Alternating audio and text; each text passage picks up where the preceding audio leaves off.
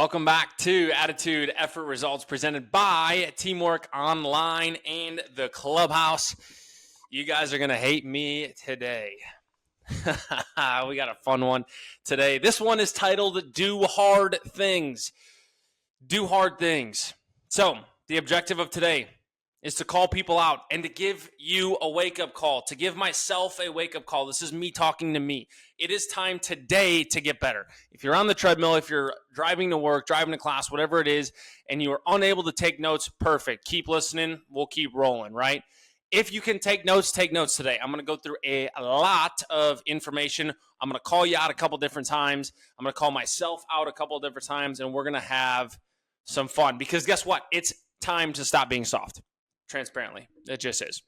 For myself, as I continue to grow personally, professionally, for you, as you look to get into either the sports industry or a different one, as you look to be better than everybody else, if you look to grow consistently,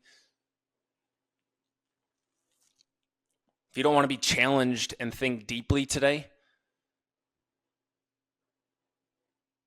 you can turn this off and come back next time with a blanket and a binky, and I'll try not to hurt your feelings then. How does that sound? You ready to rock? All right, before we get into it, what is Attitude Effort Results doing now?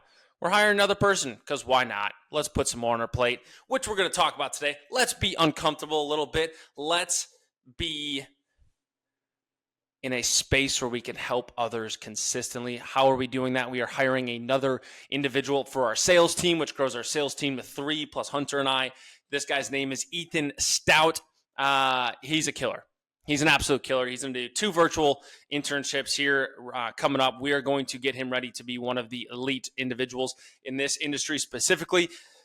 He's going to help on our sales side. So we're going to add some value through Epic Hire as well. So we've talked to a little over 20 schools this year. We're going to add value through utilizing Epic Hire for their clubs. So if you're a college student out there and you want some value in your sports club, in your sales club, in your business club, whatever it is, let us know. We're starting to do that now. No cost to the club at all, but partnering with Epic Hire to do that. And then we're going to go through a renewal process on the sales side, which is fun to teach with our schools that we've talked to, and obviously setting people up for next year. We're also building some SOPs on the sales side, some standard operating procedures on the sales side, so we can be efficient as we continue to cycle through salespeople, get them jobs, and have them move on into the workforce. So we're going to jump into it. Let's go. The agenda today, 4 things. 1, do hard things. That's the name of the episode. That's the focus. That's what we're going to talk about. First, we're going to talk about adding more pressure. You guys are soft. We're not going to keep relieving pressure. We're going to add pressure. 3 is callous your rejection muscle. You guys are soft. I'm going to say it 100 times today because you are. And I can say that confidently because so am I. So I'm talking to myself. The last one, no one's coming to save you. No one's coming to save you. So those are the 4 things we're going to talk about today. Let's get after it. Do hard things. Plain and simple. Do hard things. That's it. Just do them. The key word here is not hard. The key word here is do.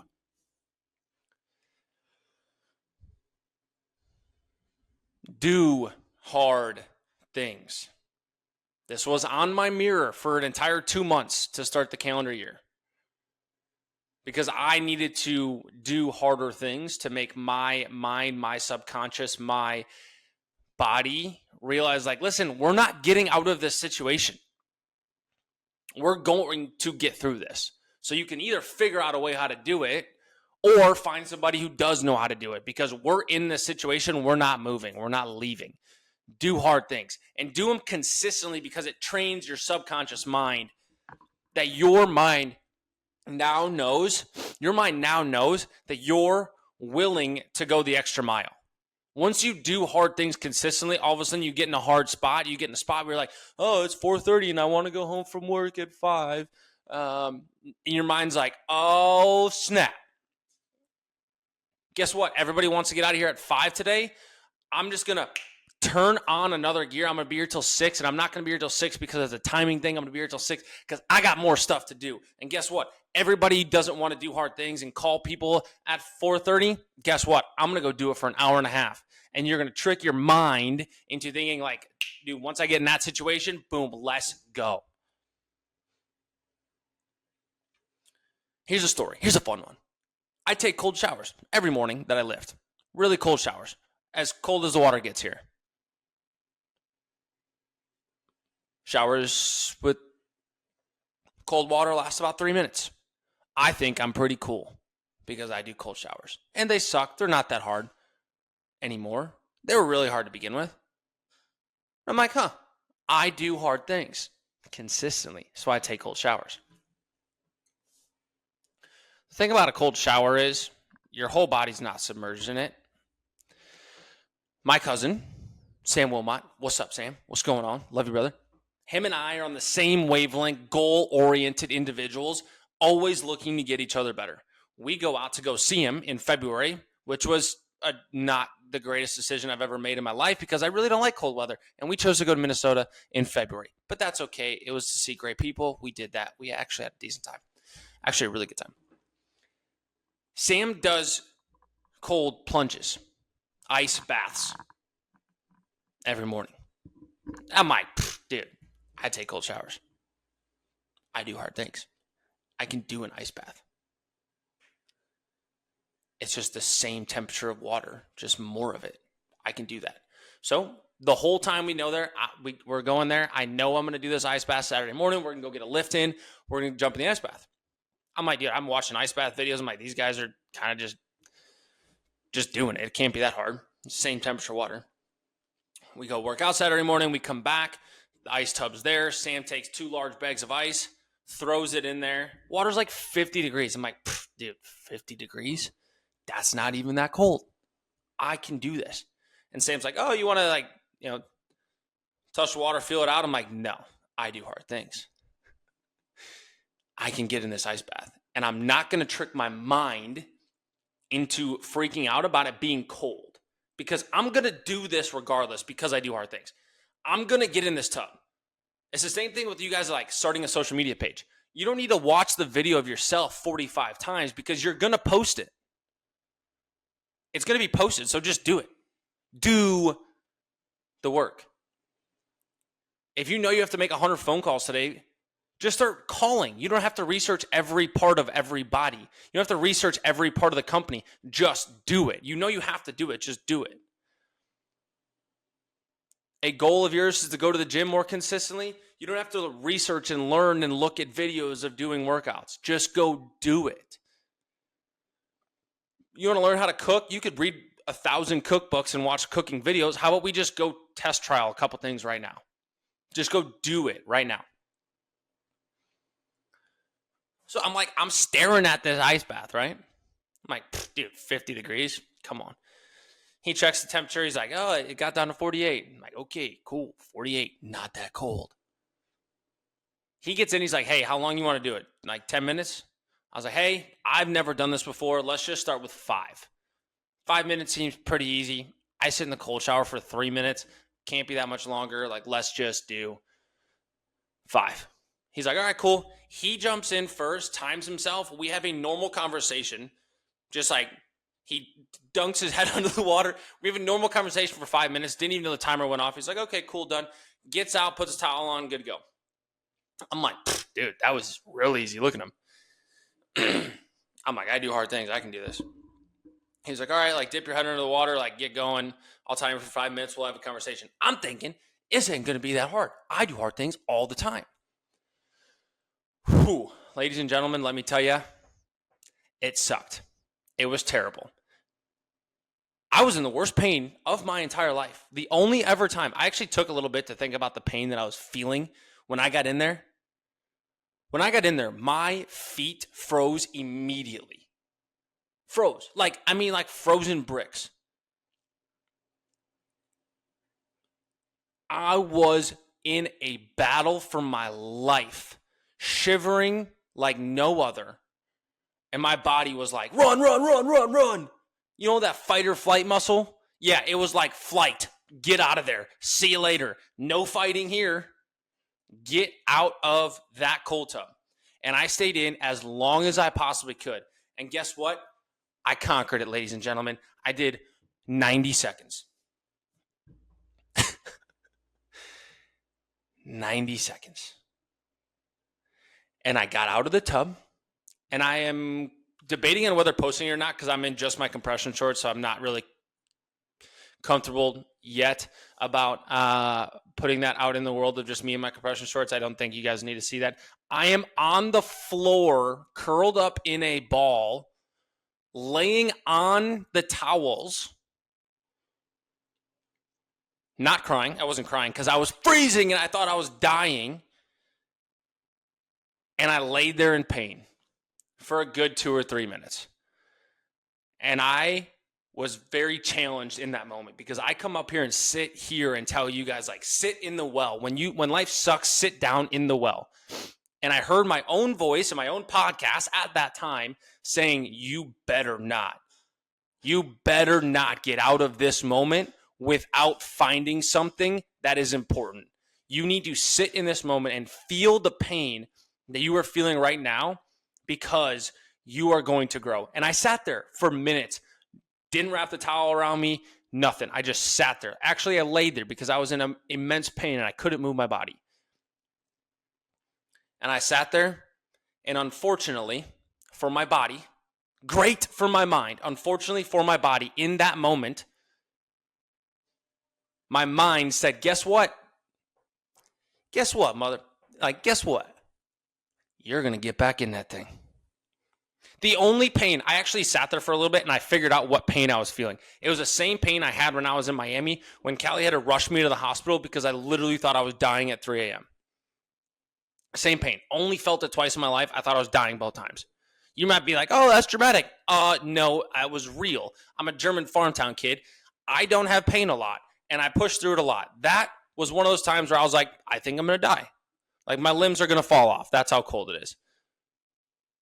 But because I have calloused my mind over the last 3.5, 4 years, and because I do this consistently, and I have people around me that push me to do it, my cousin Sam being one of them, he's looking at me, not shivering after being in the same thing for 5 minutes. And I start shaking my head, and he covers the cold tub. He covers up. He's like, hey, man, like a minute and a half, first time ever doing it. You know, good work. Congrats, little bro. You suck. Like, I just did that for 5 minutes. It was easy. You just did it for 90 seconds, and you think you're going to die. And I started looking at the freaking tub. And I'm looking at it, and there's a little guy on my shoulder saying, you better get back in there. You better get back in that tub. I'm in the worst pain of my entire life. And at this point, I had let the pain sink in, and I had gotten the towel. Towel's a little bit warmer. My body's starting to come back to it. And I started shaking my head and laughing and looking at the tub, and Sam looks at me, and he goes, he knows how crazy I am. He knows exactly what was happening. He looks at me, and he goes, you're going to get back in that thing, huh? I was like, yeah. Yeah, I'm going to get back in there. I got to feel that pain again. I got to do that hard thing again. I got to feel that misery again. I have to. I have to feel it. And guess what? I got back in the tub and I sat there for another 90 seconds. A total of 3 minutes. When I got out of the tub, I was shivering, jackhammering, all of it. My hands were white. There's a picture that we will put up. My hands literally looked like a dead person's hands. But guess what? I got back in and I did hard things. Guess what my mind gets to tell me now? Hey, you don't stop. You don't quit. Do you have to do something like that every day? No. But doing hard things is important because it stretches your brain and your body's capacity. If you guys don't believe me, here's a couple things we pulled from Harvard. Harvard Health. They say a couple different things about this topic specifically of doing hard things. Completing challenging tasks requires more cognitive effort. You have to think a little bit harder. Your brain is challenged, and guess what? It's going to be uncomfortable. However, it requires more cognitive effort, which can lead to improved working memory and memory recall. Also, regularly training your brain with new and challenging activities. New for me and challenging for me was the ice bath. For you, figure something out that is new and challenging. It helps maintain and build cognitive skills as you get older. Who doesn't want to do that? Get better, right? Here's my challenge. Pick a new activity. Devote your time and your attention to one additional activity. You won't be tempted by 1,000 different interests, right? Just choose one. So you don't get tempted by 1,000 different interests. Choose one activity that will move the needle for you. For me, last year, it was brushing my teeth with my left hand.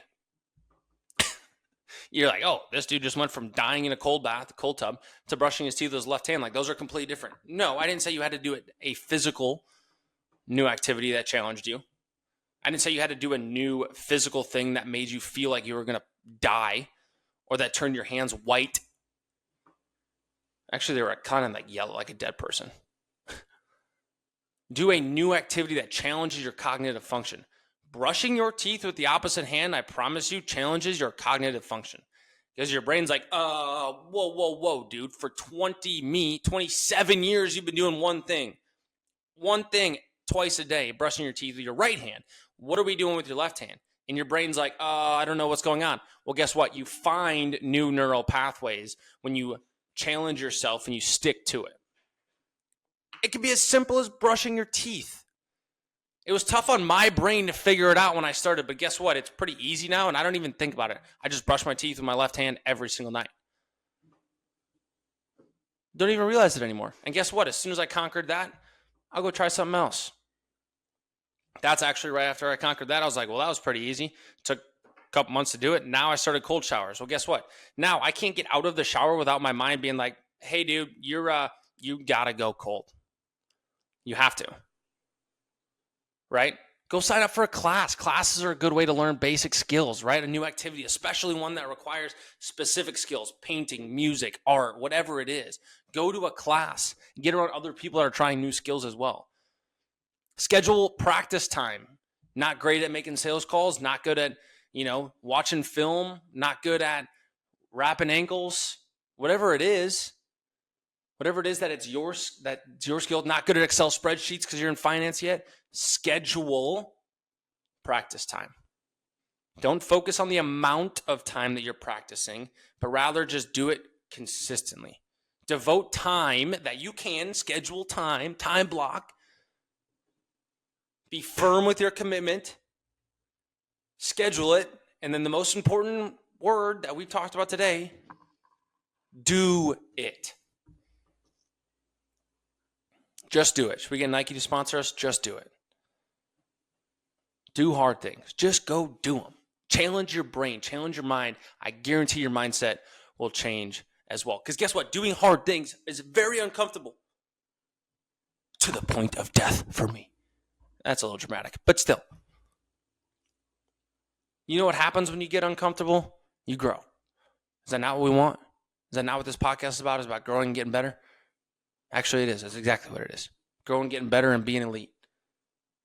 The second thing today, add more pressure. Okay? We're going to do an episode on Be Where Your Feet Are. Okay? So if you think this is a little much today, grab your pacifier and go listen to that one. But today, add more pressure in your life. Your life is easy. It is. Your life, really easy. Everyone thinks their life is so tough today. Guess what? Your life, really, really easy. Really easy. Oh man, you got to go to 4 days of class this week. Oh my gosh, I have to go work and make money this week. Oh my goodness. Oh, I have to get up early to help my this parent or this, or oh, my siblings got a birthday party I have to go to. My goodness. Oh, you have to pick up a cell phone and dial somebody to make a sales call to make money? Oh, yeah. Picking up a phone, man. Boop, boop, boop, boop, boop. That was really tough. Type in 9 numbers, put it to your head. Really tough. Dude, suck it up. Figure it out. Life's not that tough. Oh, man, someone's a little upset at me because of the way I looked and talked to him today. Your life's not that hard. Really not. My life, not that hard. Your life, not that hard. I can say that confidently because I'm talking to myself as well. It's not that hard. Oh, man, I'm stressed because I have to... Shut up. Life's not that hard. You know why it's not that hard? Go to the internet. Look up 2 stats. The first stat, how many percentage of people in the world have clean water? Clean water. 74% is the answer. You don't have to look it up. I just told you. 74%. That means 26%, 1 in 4 people, do not have access to clean water. We use clean water to flush our poop. And 1 in 4 people in the world don't have clean water to wash clothes, to drink, to give to their children, to play in a river. Your life's not that tough. Look up this stat. How many people in the world have access to the internet? Answer 68%. You don't have to look it up. I just did it for you. 32% don't have access to the internet. We're afraid and stressed and nervous about AI over here, which is great. 32% of people don't have access to the internet. If you're listening to this, you have access to the internet because that's the only way that you're listening. Spotify, Apple, or YouTube. If you're watching this on social media, you have access to the internet in some capacity. Your life's not that tough. You're privileged. Very privileged. So am I. We live in America. We're all privileged. Add pressure to your life. Your life's not that hard. Just add some pressure to it. Especially when you're young. Especially when you're young. Life's not supposed to be easy right now. Life's supposed to be really freaking hard. It's supposed to be hard. Make your life tougher. I promise you, your future self will thank you. Put more pressure on your life. Go find tasks to do that are difficult. Go learn a new skill. Go talk to new people. Get in an environment that you don't belong in. Go figure out how to meditate, how to practice. I called my parents the other day, told them about the breathwork thing, which you guys have heard already. My dad was like, "Why are you doing that?" Like, honestly, I never have thought deeply about my childhood and how it's affected. And affected is a good or a bad word, however you decide to use it. I never thought about how it's affected me in my adult life. So I just wanted to go through a breathwork and meditation session. I found some things about me I didn't really know. That was pretty challenging. I was bawling my eyes out on my condo floor with me and this other guy, Alex, who helped me out. Go do something that's challenging. Get into a different comfort zone. Right? Let's go do it. Your manager puts a goal in front of you, put more pressure on yourself. Just a little bit. I'm not saying your manager puts a goal in front of you and you're like, I got to double this because Tanner said to put more pressure on myself. No. Can you do 1% more than what your manager says? Probably. Right? Just add a little bit of pressure to your life is my challenge for you. Not every day. Not everything in your life has to add more pressure. That's unhealthy. That's not what I'm saying. But just a little. I promise you, you'll be able to handle it. Your life's not that tough. It's not that hard. It's pretty easy if you think about it. You probably have a roof over your head tonight. You probably have a pillow. You probably have a blanket. You 100% have a cellular device and access to the internet if you're listening to this in some capacity. Or you know somebody who does. And you most likely have access to clean water. Those are pretty essential things in life that you have, that you take for granted every day. I know that because I do as well. Put a little pressure on your life. I don't think it'll kill you. I think it's actually good for you. Third point. Point number 3. Callous your rejection muscle. People are so soft in today's world. So soft. People hate getting their feelings hurt. Your feelings You're worried about your feelings, how you feel. Oh, that person doesn't make me feel good. They hurt my feelings. I said something bad. They typed words on the screen and I looked at it on another screen and now my feelings are hurt and my day's ruined. Suck it up. You're being real soft. Go get rejected more. Go to the bar and ask somebody who is way out of your league on a date. And get a drink thrown in your face. That's okay. Don't be an ass. Don't be a. Ooh. Don't want to swear. Don't be mean about it. Don't be a bad person. Just go ask somebody out that is out of your league. Because next time, I bet you're going to go get better at it. Because whatever you said clearly didn't work if you get a drink thrown in your face. And you got rejected. Big deal. Next time, you're going to come up with a better pickup line. Or you're going to find a different way to have a conversation and build a relationship with that guy or girl who's way out of your league. And before you know it, you're going to be like me and have a wife who's way out of your league. It's kind of fun. Ask the cashier to give you 20% off your next grocery order. She doesn't owe you anything. You don't deserve it. Just ask for it. Closed mouths don't get fed in today's day and age. And don't ask for it because you're selfish and you don't have the money. Just ask for it because you want to get rejected. Ask for it because you want to build the muscle. She says, what do you want the 20% off for? Say, hey, thought it made sense to at least ask. People give discounts out all the time. Thought it made sense to at least ask. She may say no. Guess what? Thanks. Appreciate you. I guess I'll pay the price I thought I was going to pay in the beginning. Right? The more you get told no, the better in life you will be because you'll be able to understand why people tell you no. Then you'll be able to go ask for more down the road. And you'll be able to be more educated on human interactions and behaviors.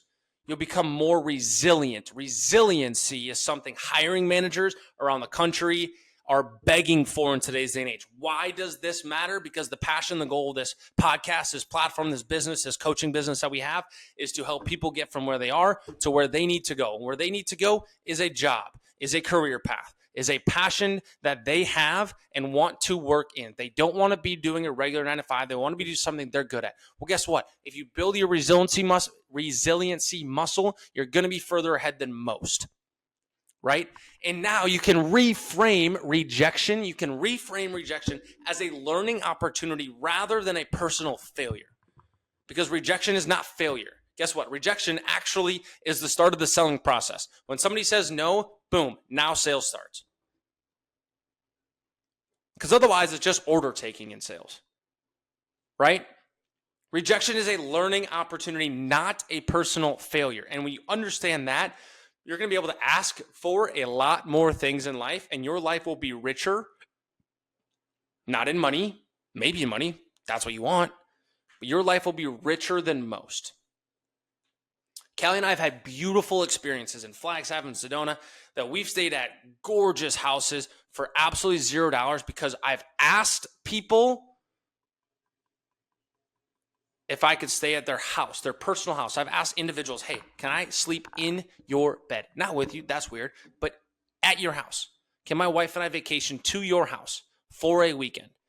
Guess what? Some people have told us no. And the more no's I get, the more and more I want to get better and understand why. Cool, tell me why. Well, I have like this going on in August and September and October, but then the kids are out in December because of vacations. Like, oh, cool. What are you guys doing in December? Are you opposed to me coming in December? No, actually, December works. Perfect, let's do that. You get to understand people and you get to have more experiences in life because you ask more people to help. You ask more people to get around you. You get rejected more.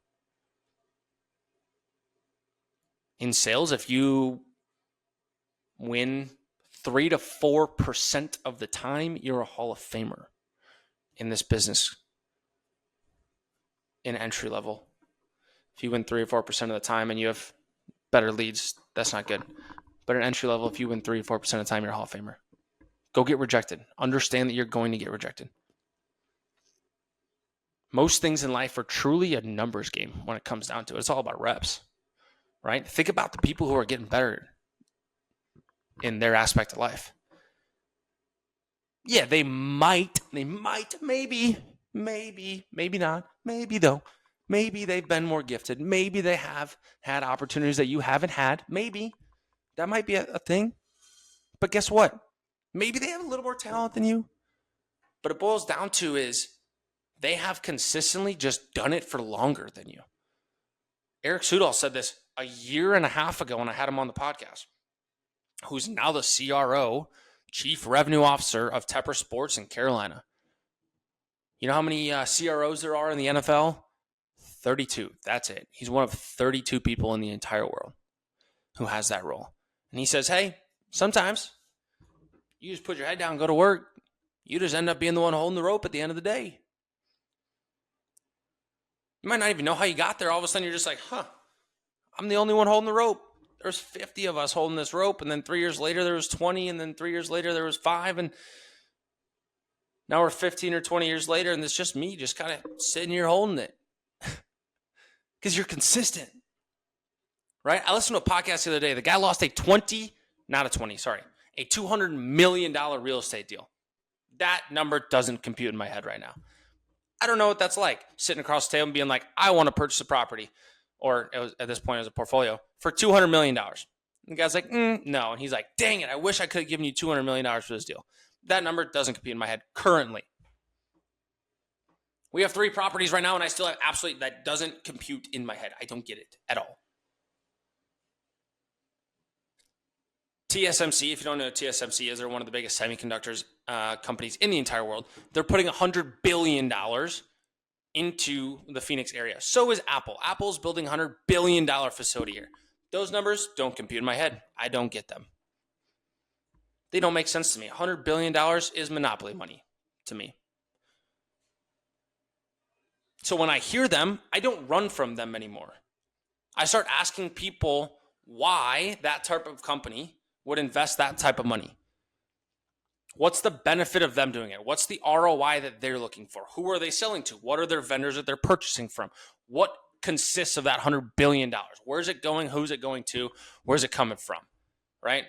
How are you getting those resources? Are we wiring $100 billion? Are we having investors? How many investors? Right?